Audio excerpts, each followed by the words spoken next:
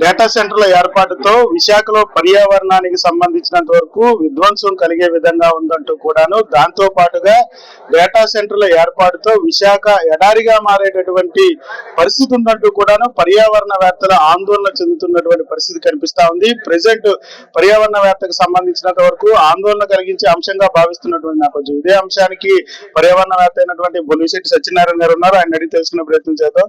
Sir, ప్రధానంగా data సెంటర్ల ఏర్పాటు పర్యావరణానికి ఎటువంటి విఘాతం అంటారు సార్? అంటే ఇది ప్రపంచవ్యాప్తంగా డేటా సెంటర్లు ఇప్పుడు అమెరికాలో 50 మెగావాట్ల డేటా సెంటర్ బ్యాన్ చేశారు ఆల్రెడీ 1 year మారిటోరియం. 50 మెగావాట్లు. మనం 1000 మెగావాట్లు, 50కి 1000కి తేడా తెలుసు కదా. మనం 1000 మెగావాట్ల డేటా సెంటర్ని ఇష్టం వచ్చినట్టుగా రైట్ లెఫ్ట్ సెంటర్ ఇచ్చేస్తున్నాం. అది కూడా ఎక్కడ ఇస్తున్నాం అంటే పర్యావరణ సున్నిత ప్రాంతాలు ఇస్తున్నాం. డేటా సెంటర్ వస్తే సరౌండింగ్ 3 kilometers వరకు నాయిస్ పొల్యూషన్ వస్తుంది. పక్షులు పశువులు ఏవి నిద్రపోవడం లేదు. బీస్ ఏదైతే తేనెటీగలు ఉంటాయో అవి అక్కడ చచ్చిపోతున్నాయి. దానివల్ల అగ్రికల్చర్ దెబ్బతింటుంది, ఫలదీకరణ దెబ్బతింటుంది అని చాలా అమెరికాలో పెద్ద గొడవలు జరుగుతున్నాయి. ఆల్మోస్ట్ 830 మంది 49 రాష్ట్రాల్లో, అంటే ఏ ఒక్క రాష్ట్రం వదలకుండా అన్ని రాష్ట్రాల్లో అమెరికాలో మొట్టమొదటిసారి జాతీయ స్థాయిలో లెఫ్ట్ రైట్ కలిసి అన్ని పార్టీలు కలిసి ఈ ఉద్యమం చేస్తున్నారు.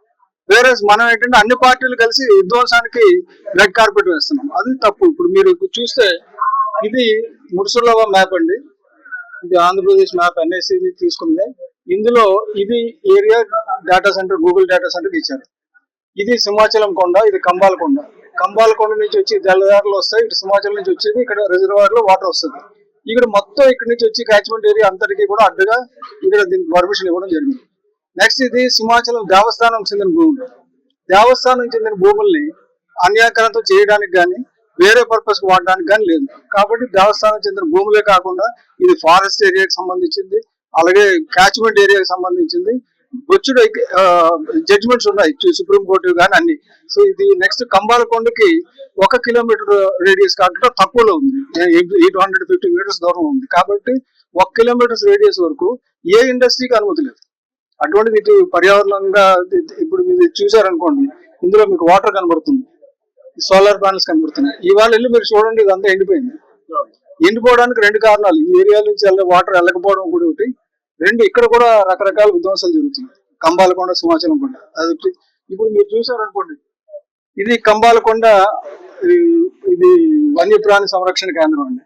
దాని చుట్టూ 1 kilometer ఎల్లో లైన్ అనేది గీసాను. 1 kilometer ఇది 1 kilometers రేడియస్ లోనే ఇక్కడ Google data centre, Vizag hyper scale centre అని పెట్టారు.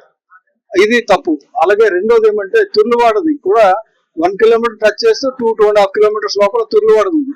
తుర్లువాడ గంభీరంగేట్ని డిస్టర్బ్ చేస్తుంది. అంటే ఒకటేమో ముడుసర్లవ రిజర్వాయర్ డిస్టర్బ్ చేస్తుంది, ఇంకోటేమో గంభీరంగేట్ క్యాచ్మెంట్ డిస్టర్బ్ చేస్తుంది. ఇటువంటిది మనం పర్మిట్ చేయడానికి కుదరదు. అందుగురించి నేను కోర్టుకు వెళ్ళడం జరిగింది. మీరు ఇక్కడ చూసారనుకోండి, ఇది January 2026 తుర్లువాడ కొండ ఏరియల్ మ్యాప్.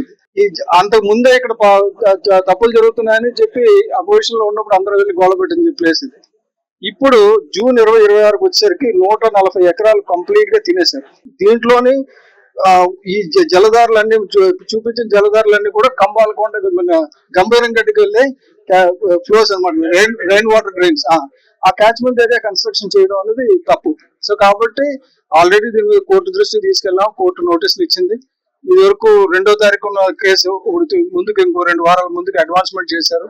కాబట్టి న్యాయం జరుగుతుంది. ఇక్కడ డేటా సెంటర్లకు సంబంధించినంత వరకు కోర్టు క్లియర్ డైరెక్షన్ ఇచ్చిందంటూ కూడా కొంత సమాచారం ఉంది. దానికి సంబంధించినంత వరకు ఏ డైరెక్షన్ ఇచ్చింది సార్ కోర్టు? డేటా సెంటర్ కి సంబంధించి డైరెక్షన్ కాదండి. బేసిక్ గా డేటా సెంటర్ అందరికి నోటీసులు ఇచ్చారు, including hyper scale data centre కూడా. ప్రభుత్వానికి కూడా, ప్రభుత్వాన్ని అఫిడవిట్, కౌంటర్ అఫిడవిట్ పెట్టమని చెప్పారు.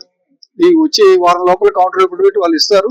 ఒక 2 వారాల లోపల ఇది హైకోర్టు ముందు ఉంటుంది. ఈ లోపల ధ్వంసం చేయొద్దని చెప్పేసి పర్యావరణ చట్టాలను పాటించమని చెప్పేసి మేము చెప్పడం జరిగింది. అలాగే ఈ ఉద్యమాన్ని ప్రజల్లోకి తీసుకెళ్లి పర్యావరణాన్ని ప్రభుత్వం విధ్వంసం చేస్తుంది కాబట్టి